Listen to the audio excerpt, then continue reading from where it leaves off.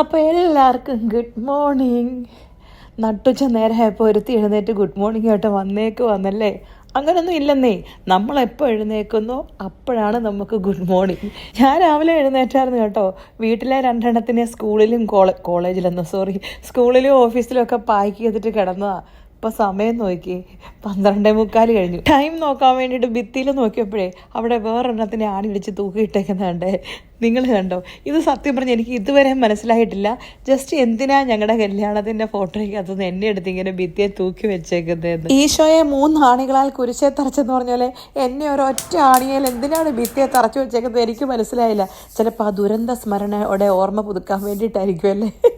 രാവിലെ എഴുന്നേറ്റ് കഴിഞ്ഞാലേ ഒരു കോഫി അത് നിർബന്ധമാണ്. അതിപ്പോൾ 1 മണിയായെന്നുള്ളത് വലിയ കാര്യമൊന്നുമല്ല. എഴുന്നേറ്റ് കഴിയുമ്പോൾ കോഫി കുടിക്കണം. അപ്പോഴാണ് ഞാൻ ഓർത്ത ചെടിക്കൊക്കെ വെള്ളം ഒഴിച്ചോന്ന്. അങ്ങനെ വെള്ളം ഒഴിക്കാൻ വേണ്ടി പോയപ്പോൾ ദോ കിടക്കുന്നു ചട്ടിയും കൊലവും താഴെ. എന്തൊക്കെയായിരുന്നു മലപ്പുറം കത്തി അമ്പും വില്ലും. അവസാനം പവനായി ശവമായി. മറ്റേ പഴയ പാത്രമായിരുന്ന ആ ഒരൊറ്റ ഏരിയ മാത്രമേ തിളച്ച് ആടി പോകണ്ടായിരുന്നുള്ളൂ. പുതിയ പാത്രത്തിൽ തിളപ്പിച്ചപ്പോൾ ഉണ്ടല്ലോ അപ്പുറത്തെ വീട്ടിൽ അടുക്കള വരെ പോയെന്നുള്ളതാണ്. എന്തൊക്കെയായാലും എപ്പോൾ കാപ്പി തിളപ്പിച്ചാലും ഇതൊക്കെയാണ് എൻ്റെ അവസ്ഥ. അതുകൊണ്ടാണ് പണ്ട് നമ്മുടെ കാർന്നോമാർ പറയുന്നത് 1 പണി ചെയ്തുകൊണ്ടിരിക്കുമ്പോൾ വേറെ 10 പണിയുടെ പുറകെ പോകരുന്നു. അപ്പോൾ ശരി എന്നാൽ കാപ്പി കുടിച്ചേച്ചും വരാവേ.